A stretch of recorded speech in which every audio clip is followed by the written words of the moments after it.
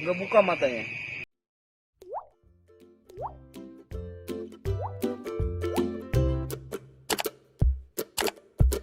Sepasang bayi kembar ditemukan warga di Jalan Muran Ali, Kelurahan Bamang Hulu, Kecamatan Bamang Sampit, Kota Waringin, Kalimantan Tengah pada hari Selasa 17 Maret 2020 malam.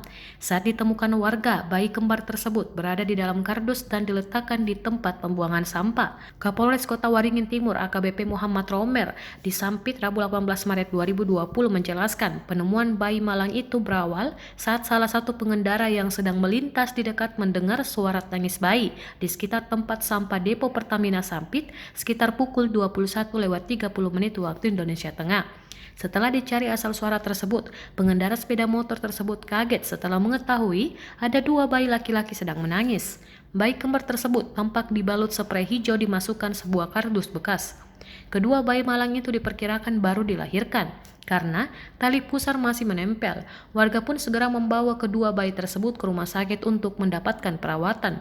Peristiwa tersebut segera menjadi perbincangan warga, sebagian bahkan mengecam tindakan pelaku.